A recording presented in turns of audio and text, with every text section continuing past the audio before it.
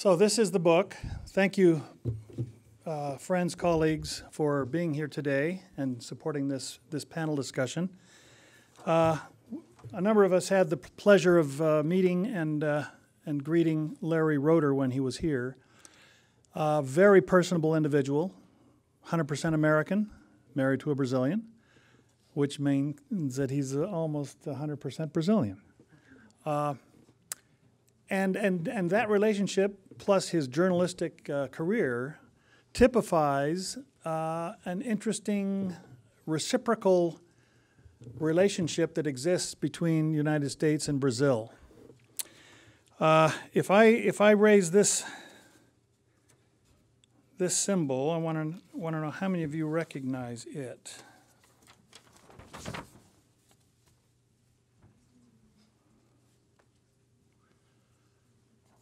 One person.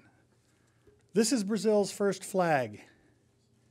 It flew under the provisory government of Fonseca for 4 days.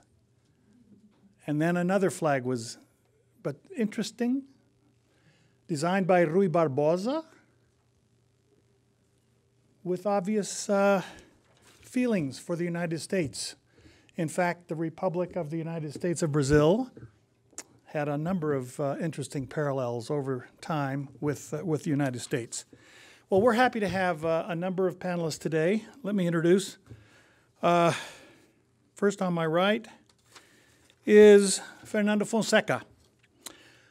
Born and raised in Rio de Janeiro. At age 13, he joined the church. How many of you know how long the church has been in Brazil? What's the year? 25, 28. I just mentioned that as a side note to say that obviously we, as the institution of Brigham Young University, by extension the church, has a vested interest in this whole discussion. So we're not discussing the church in Brazil, but many of us have, as church members, been in Brazil in that official capacity. Back to Fernando Fonseca. Served a mission for the church in São Paulo, received his bachelor's and master's at BYU, went on to the University of Illinois, got his PhD there. He's been with BYU Civil Engineering Department since 1996, where he teaches courses, writes articles, does research, especially on reinforced concrete. That is his claim to fame. He's designed a number of buildings, including the Joseph Smith building, which he has a certain pride of. And we're glad to have him, especially since he will be our spokesperson at the Earthquake Engineering Research Institute. That's in the news these days. We're looking for the big one, aren't we? Okay, to his right, we have Vanessa Fitzgibbon, one of my colleagues in the Department of Spanish and Portuguese. Took her degree at Wisconsin. Her main area of research is contemporary Brazilian literature and film with emphasis on racial discrimination and resentment in the establishment of the Brazilian identity, mainly 19th and 20th centuries. Interested then in film and the favela, etc. To her right, Cynthia Halliday. Cynthia is the managing director of the Whitmore Global Management Center. She's also the director of the Wilford Carden International Sponsorship Program. Also born and raised in Brazil. So we have 3 Brazilians and 3 forasteiros on the panel today. But 3 foreigners. But we're very interested and vitally invested in Brazil. Cynthia has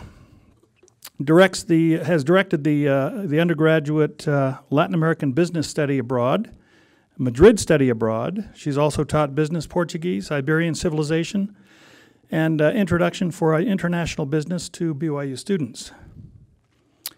Served as the president of the World Trade Association of Utah, and interestingly, is now in the Carden International Sponsorship Program, where she fosters graduate management education for members of the church outside of the U.S. and Canada.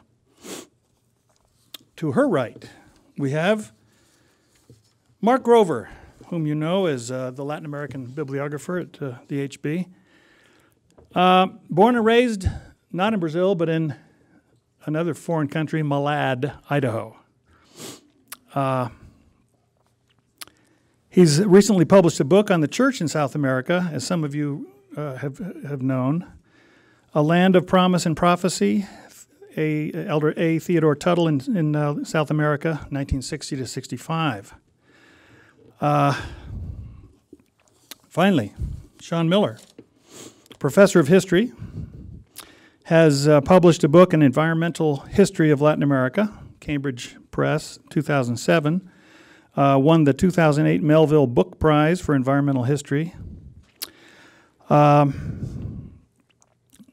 Served as chair of the department from 2007 to 2010 and is currently looking at the meaning and uses of the urban street in Rio and at the local response to its transformation from open public space to automobile corridor.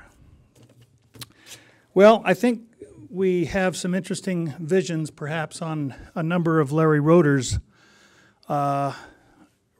observations in his book, Brazil on the Rise. What I would like to do in terms of format is to ask each of the panelists to come and just give the kind of a 2-minute blurb. The others taking notes copiously to agree or challenge any of these observations. And as we come to a lull, we'll then turn the time over to a number of our fiercest critics, you. Fernando.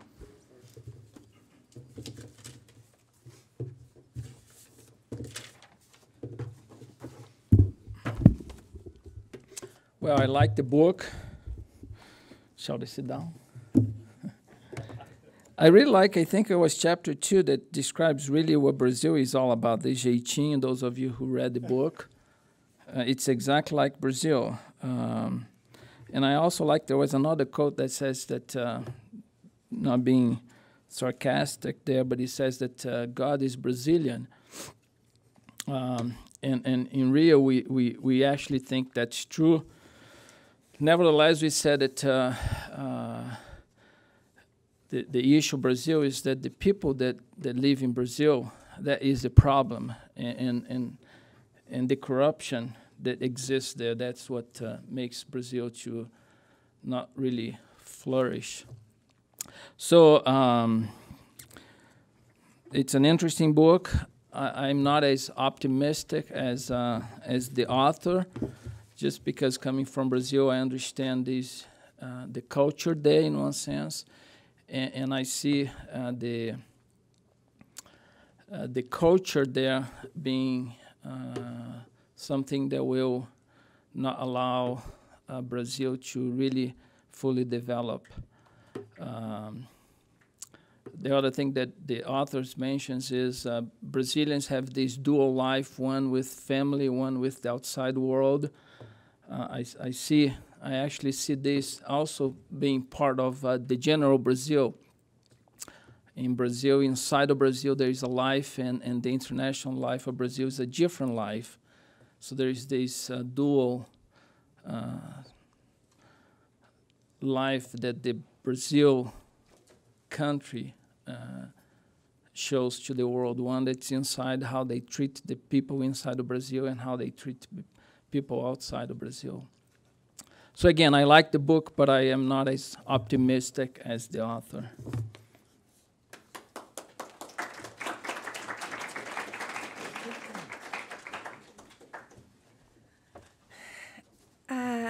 Okay, for those who know me a little bit, know that I am very opinionated. And of course, I have a strong opinion about this book. My first opinion is that this is a wonderful book. And it is, as he mentions, and as he quotes Antônio Carlos Jobim, Brazil is not for beginners. You know, so what he does with the book, he does cover a lot of the historical period from the 20th century, and it is interesting because as much as I like the history and everything, there were a couple of times I said, no, I don't think that's exactly how it happened, and I kind of challenge his knowledge because he does not cite the source of his knowledge, but. Interesting enough, he is very precise with the information that he gives about history, about the development of a country in terms of economy, in terms of social progress, in terms of education, and then, of course, in terms of politics. If you know the writer, you also remember that he was the one who had a little bit of a problem with President Lula, because he wrote an article mentioning that President Lula might have a drinking problem. And of course, President Lula immediately requested that he would be expelled, he would be sent away from Brazil. And that was also very interesting because Lula, in my opinion, and I think, and I was talking to Cynthia before, I said one of the things that you have to understand that he's optimistic, but at the same time, he has a bittersweet opinion about President Lula. You know, he always mentions about all the things that Fernando Henrique Cardoso did, and he almost suggests that the progress that we see today, that we saw in the past decade, is a consequence of Fernando Henrique Cardoso. So he's very biased. There's no doubt about it, and I share some of the same opinions that he does. But we have to remember that he mentions, and as Fernando mentioned, he's very optimistic, and it's very hard, I think, for us who have been here in the United States for a couple of years and who have also left Brazil because of the economic problems, the political problems, corruption problems. It's very hard for us to believe that things are going to change. Because as we read the newspapers today, although Brazil has been having this economic boom and everything has been going so well, the corruption is still a huge problem. And until we have corruption, of course, we are going to have violence, we are going to have inequalities. And he seems like he doesn't touch those points very deeply. He kind of, no, let's look on the positive side. Yeah, Brazil is wonderful, but I agree with him, Brazil is not for beginners. And this is a very great way to start on Brazil if you decide.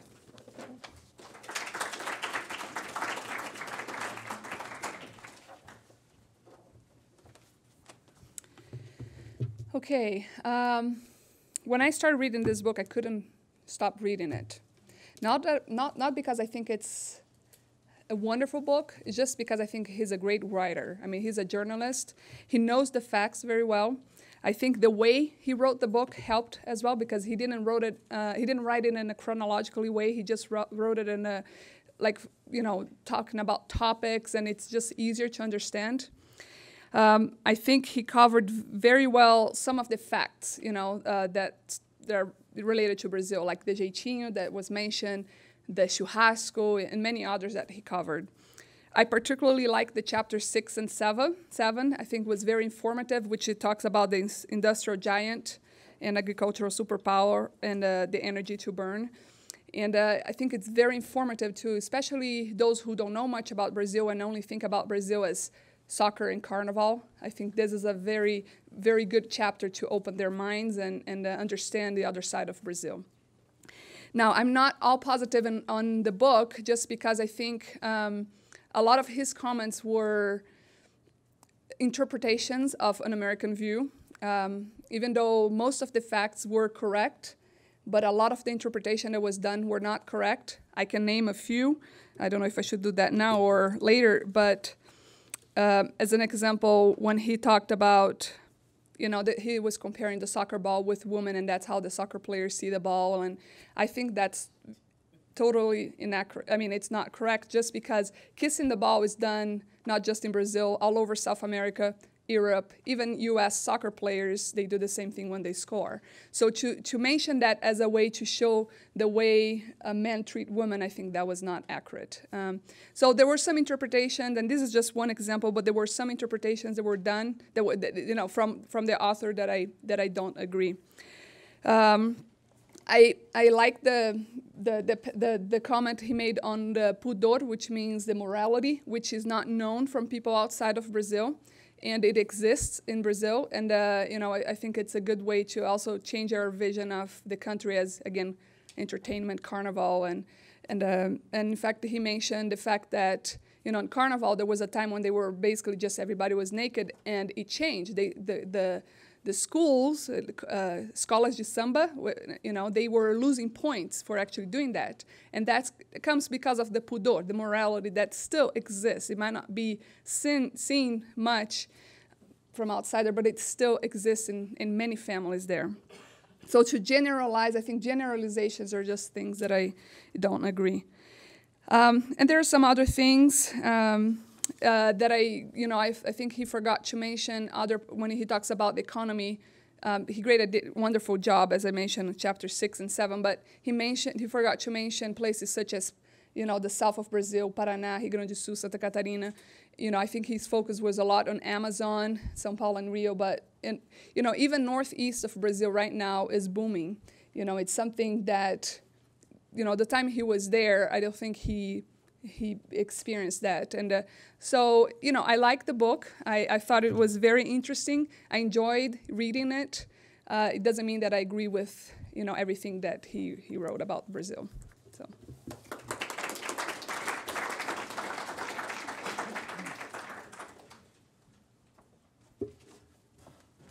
I first went to Brazil a long time ago when the president of Brazil was Castelo Branco.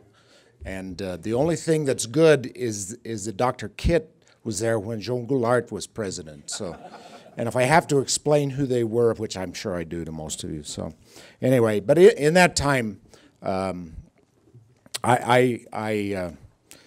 struggled as an American to try to understand Brazil, and frankly, still struggle.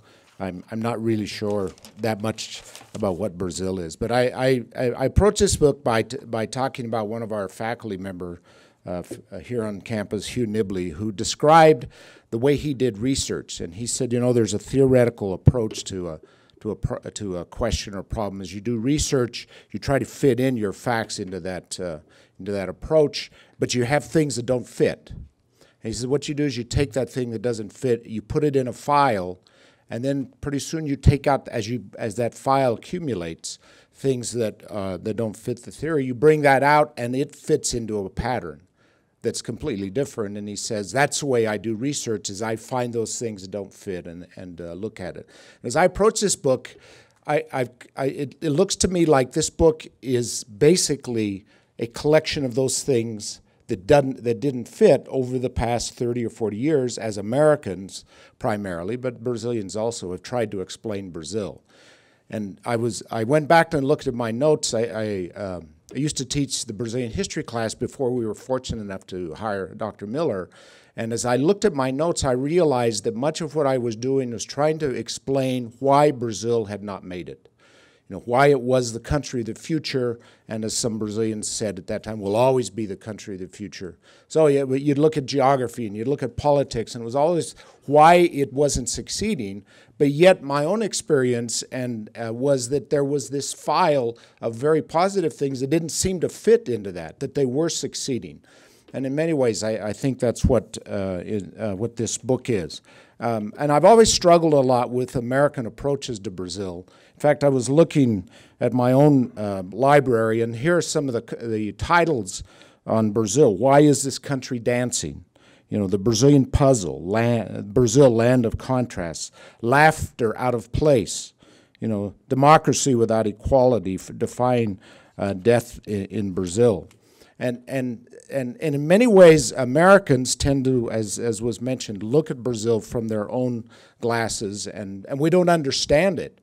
And the problem is that oftentimes we don't look at it we cannot look at it as a Brazilian in many ways because we're not. But we don't try to understand it as a Brazilian.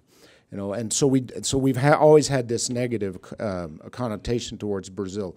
But there's one exception to that, as I've studied the history of the church, and that is the general authorities that have gone to Brazil. Since the 1950s, when President David O. McKay down there, the general authorities have had an incredibly positive approach to Brazil and told Brazilians to just be patient, to stay there, and made prophecies as to what was going to happen to Brazil. And I find that interesting. So As I've stated, this is a very good book for an introduction. I think the author understands Brazil better than most Americans, but I feel it was dumbed down a sense, simplified for the American audience. And that what I would ask that you do is that you begin to read what Brazilians say about Brazil. Go back and read some of the important writers, Sérgio Buarque de Holanda, who's a very older writer. Roberto da Mata, who still continues to write, and even Fernando Henrique Cardoso. Don't read the book that was written for the Americans, which was called The Accidental President. Read his Brazilian book called Arte da Política in order to understand it. And I think this is a good beginning, but I would hope that to understand Brazil, you have to understand Brazil by reading Brazilian authors. So, thank you.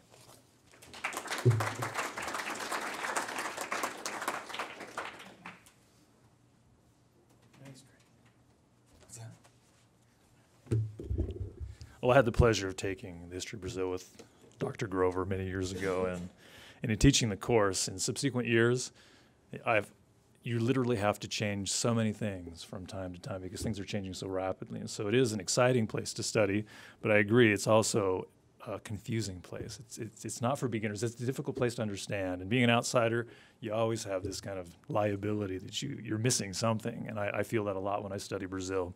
On the book, I think it's an excellent book. I think it's an excellent introduction. Larry Roeder is a fantastic author, and so it's an engaging book. He covers a lot of territory that's familiar to people that already know Brazil, but even when he does, there's a lot of fresh stuff there, fresh anecdotes. This is a person who's been engaged with Brazil for 40 years, married into the culture. He's interviewed all the big names in culture and politics and the economy. So there's a lot of insight here that's really wonderful. And so I do highly recommend it. And it's the kind of book that I used to gift Joseph Page's book on Brazilians, kind of an introduction to culture as well, to all people called to missions in Brazil. But this is a book that I would recommend. If you really want to have at least your eyes opened a little bit before you go, I think many missionaries go and come back and still understand far less than this book would offer them. And so I think it's wonderful to that extent. As a historian, I wish there were a bit more history. There are a few things I differ with him historically, mostly factual, so nothing terribly significant. I do like the fact that Roeder is willing to take on issues. He's willing to say things that are not very popular in Brazil that have gotten him into trouble more than once. And that comes out in the book. And a lot of the things that he says in the book will not be popular with Brazilians. And I think those are the kinds of issues that are worth talking about. The chapter on the racial democracy, there's a lot of old ground there, but I like his moral stance. This is a great introduction to a big problem in Brazil that many Brazilians still deny is real, but it's very real. It's a very subtle kind of racism that has been and will be difficult to eradicate, and I think he really gets under the skin a little bit on that issue. The introduction to culture, art, film, architecture, music, and literature is great because it's very current. Here you get a sense of some very contemporary authors and artists in Brazil that often are kind of not looked at in the literature very much. Maybe the best chapter for me was the one entitled Becoming a Serious Country, because he looks at Brazil's inferiority complex, which is a very serious character flaw. Brazilians want to be taken seriously. They want to be known as a great nation, and they have very thin skin on issues like that, and it affects how they view themselves in the world. It affects how they behave in the world. And I think his criticisms of the way that Brazil sometimes has a hard time knowing who they're supposed to be vis-a-vis the rest of the world makes their interaction with the rest of the world somewhat difficult. Other criticisms of the book would be there's a lot of stuff missing here. Not much said about the poor. Not much said about poverty, not much said about security and crime, which are real issues that Brazil has to deal with and has have a difficult time doing that. And I think I would like to be very optimistic about Brazil's future, but I tend to be a cynic, and I would like to have seen more about what are the liabilities, what are the difficulties Brazil faces in making this boom continue. He starts with a boom-bust narrative. Is this a boom that's going to bust? How is now different than the past? And I think things are different than in the past, but I think that's one thing that might be worth talking about. So thanks.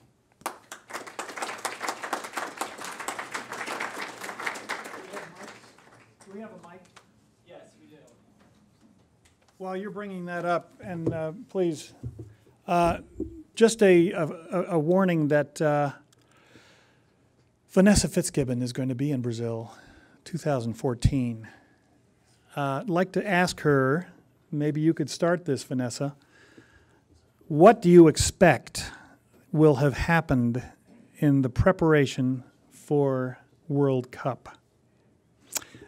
Before we get to that, let me just ask you, I think all of us would like to know, how many of you have read the book or looked through it at all? Okay, good. And I'm sure you have your own opinions. How many of you saw the New Yorker article that came out in December of 2011, just 3 months ago, by Stephen Lehman, the dean of the Columbia School of Journalism? And it was an article on Rousseff, who apparently had been being groomed by Lula in his cabinet. And I would like anyone, if they know much about that, to comment on where Brazil is. Larry Roeder was first to admit that so much has changed. First woman president, my gosh, months ago. Vanessa.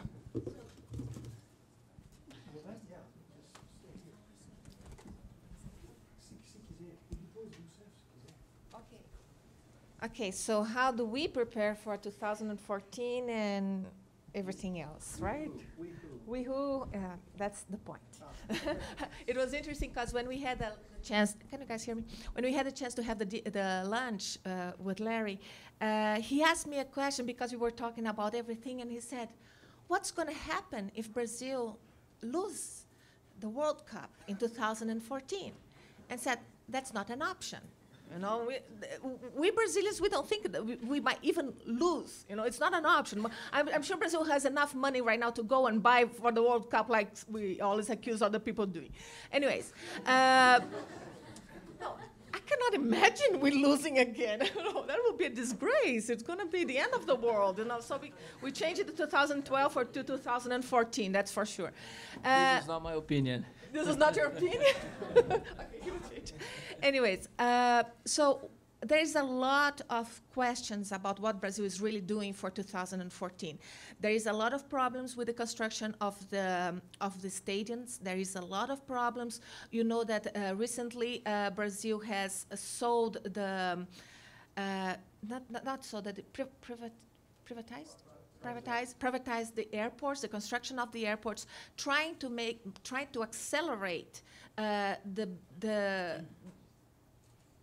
preparation for the World Cup.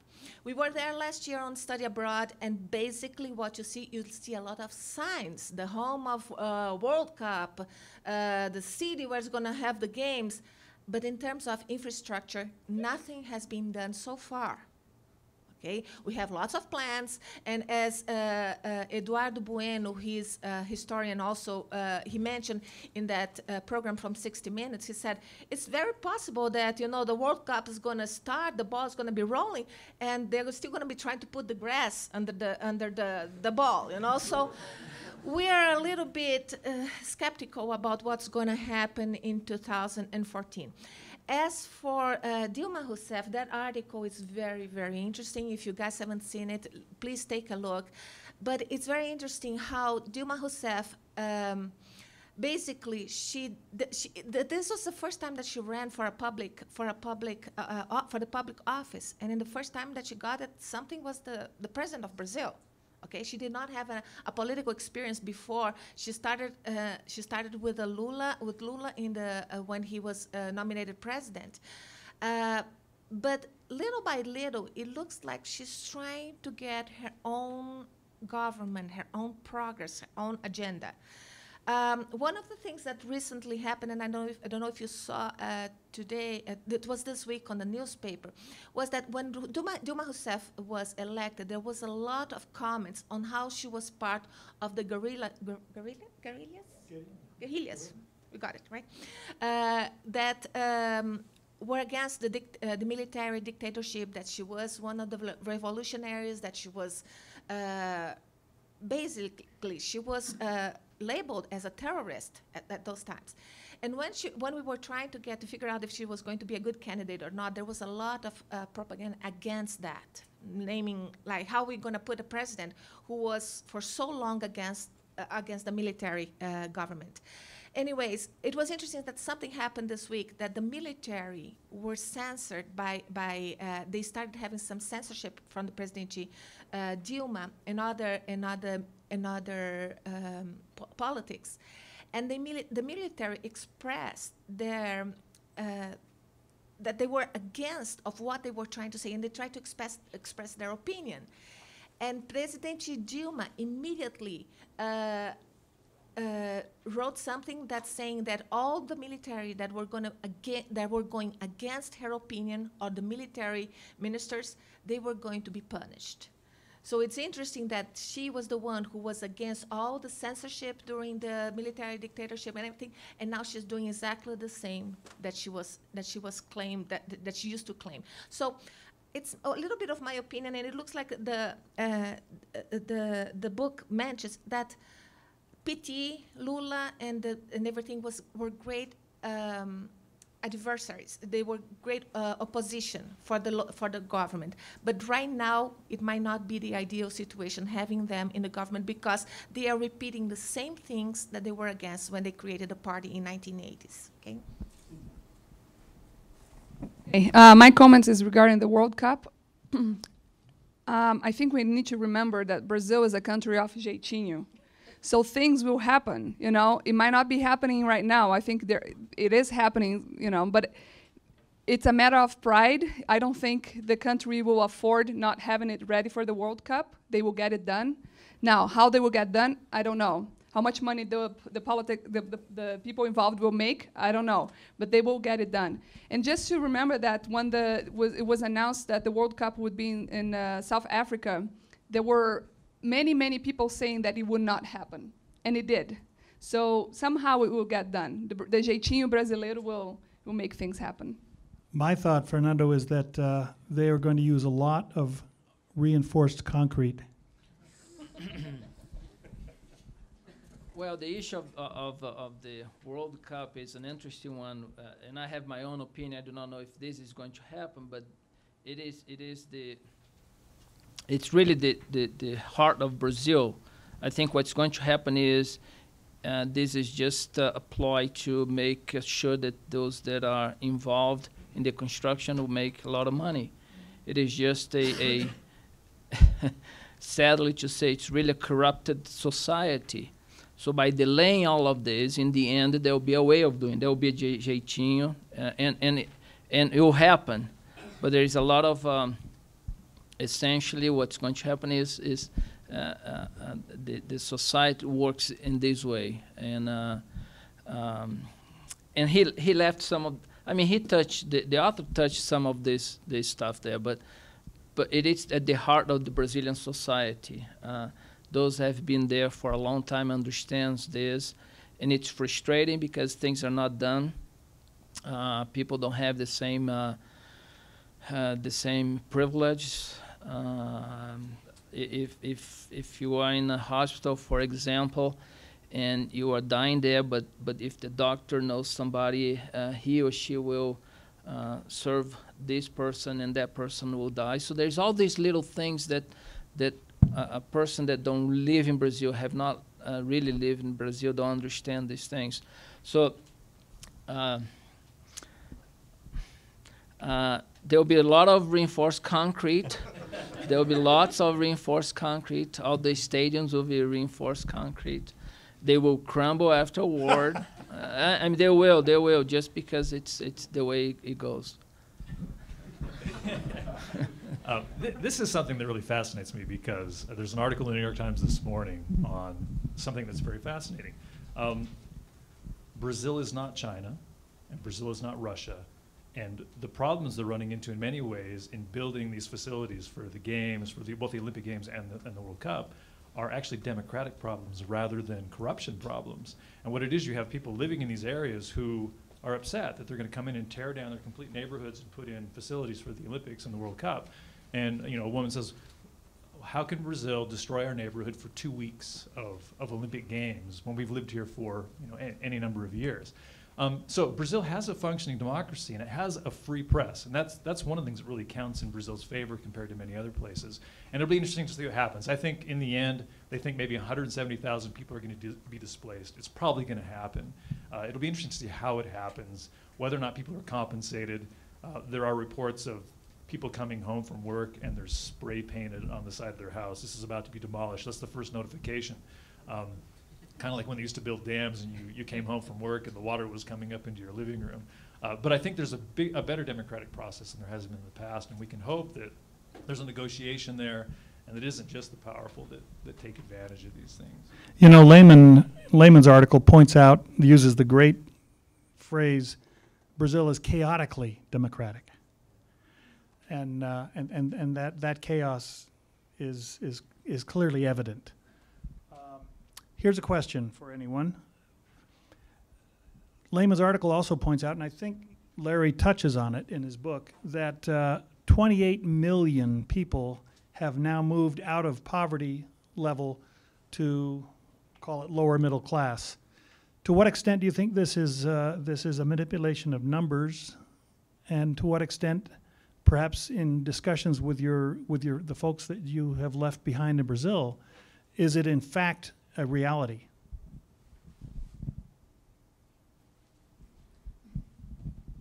You know, I have been out of Brazil since 1985. I have been back in twice. So some of you may be better suitable to answer that question. I have, sadly, but I have left Brazil, and as I get older, I miss some things. But I have not been part of the last 20 years of Brazil. I left at a young age. So when I read the book, says, well, we have about 25 million people that have been lifted from that stage, poverty. I don't know. Is it true? It's true. Is it true?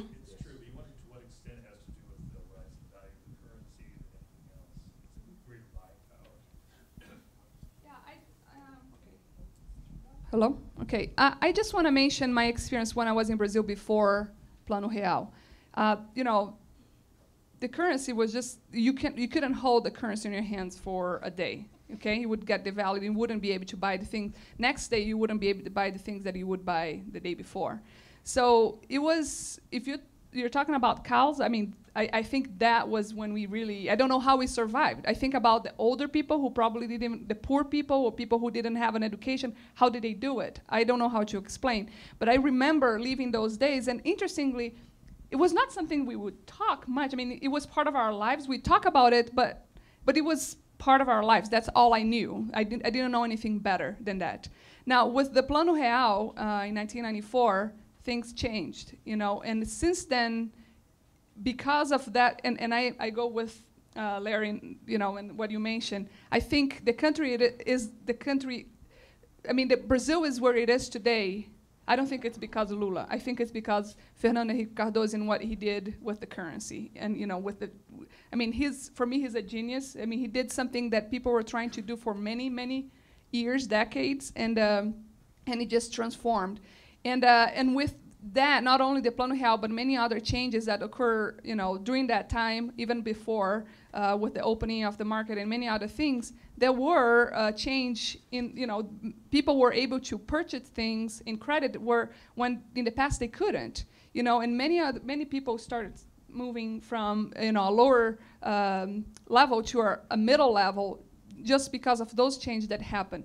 One example that I want to mention, and that, you know, the book talks about the maids, or you know, the people who work in at homes, and you know how it exists. Like if you're in the middle level, you can have a maid, and you know, it is something that it's not common here in the U.S. and it's very common in Brazil. The people in the higher level, they tend to have people come to their homes to help them. I think even that changed in many parts, in the sense that those people now, they have laws that protect them. You know, the salary is not it's not what they used to make many years ago, which is almost like a slavery salary nowadays, I mean, you have to pay them much better than what you used to pay before, and that in some ways is helping those people who are working. A lot of them, they don't call them maids anymore; they call them secretaries. Yeah. And so there are things that are changing and getting better for the people in our in lower levels as well. Rika, can I say something? Yeah. Really fast, about the 28 million, we have to understand, again, going back to Fernando Henrique Cardoso, that he was the one who started giving a lot of incentives to education, and Larry mentions this in the book, of how many, the percentage of people who started finishing school instead of dropping, because they had to go to work and work for their families. So a big change in Brazil, if you want to see a big change, was the fact of education, the emphasis that education got with Fernando Henrique Cardoso. And as Cynthia mentioned, before the Plano Real, it was a chaos. And as she mentioned, we didn't know anything differently. Since Getúlio Vargas, and then I remember my mom saying, bom mesmo era no tempo de Getúlio. Getúlio was the great guy. That was when we had a real life, because we didn't know anything else, and we always needed the fact that we needed to have a strong government to protect us from everything else. When Fernando Henrique starts a program for education, and also Lula starts getting those social programs for the government, we have to understand that I remember a case of a guy who was working as a janitor in a building, and he decided to quit his job because through the benefits from the governo Lula, Bolsa Família, Bolsa Comida, Bolsa Peixe, Bolsa whatever you want to think about, he was making more money depending on the government than working. So a lot of people, yes, did come out from poverty because of the incentives that they received from government. Government start giving incentives for the kids to stay home, to stay in school, and incentive to the parents as well, so the parents would make money if the kids would go to school. And this allowed not just a lot of people come from the poverty level to a higher level, but also for the middle class to become stronger. We have a stronger middle class since the Plano Real. And I think that's it. Do we have time? We have a couple minutes for some questions, if anyone would have one. Yes.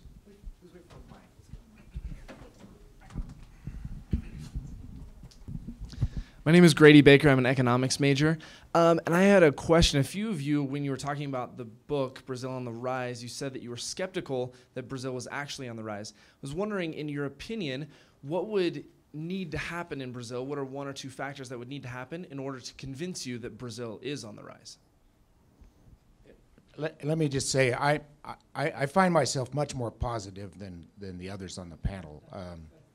Maybe it's because I'm an outsider, but I have watched Brazil over these 40 years, and I've seen them do things that I didn't think they could do, and so I'm very positive. I think it is going to make it.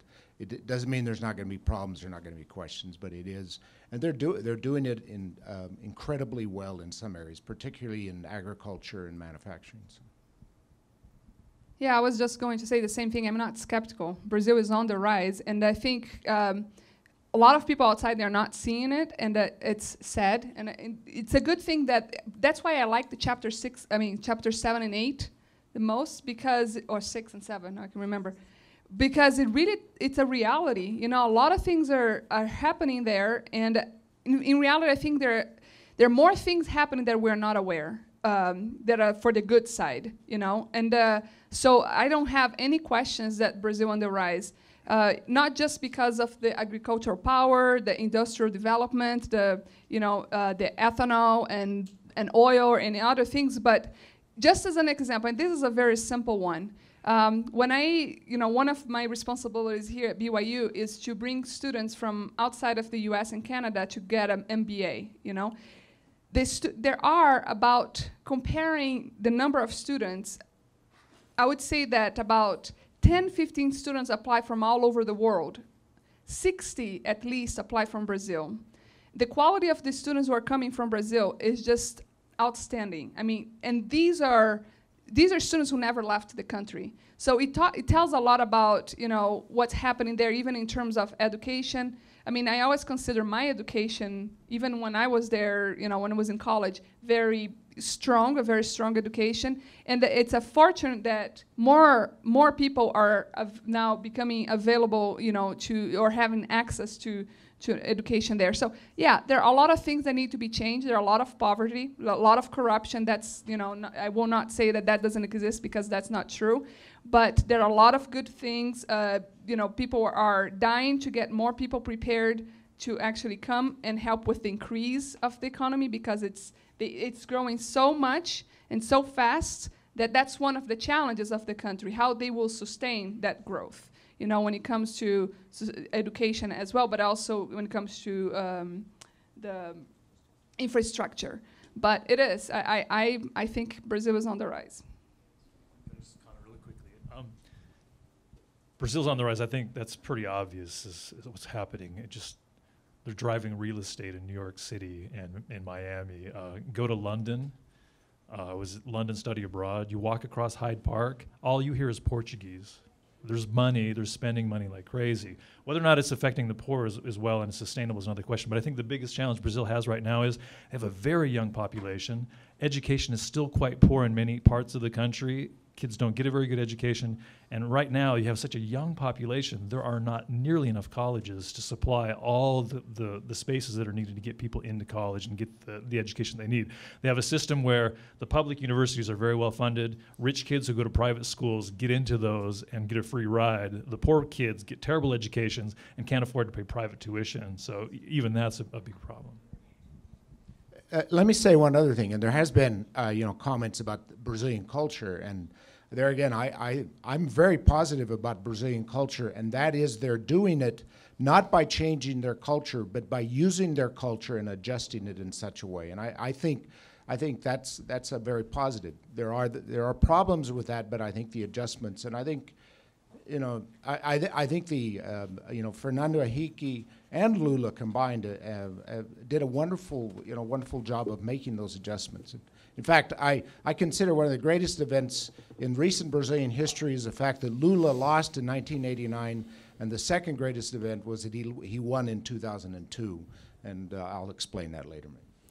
Let me just, I think it's time to draw this to a close. We'd be happy to entertain further questions, but thank you so much, panelists, Professors Miller, Grover, Halliday, Fitzgibbon, and Fonseca.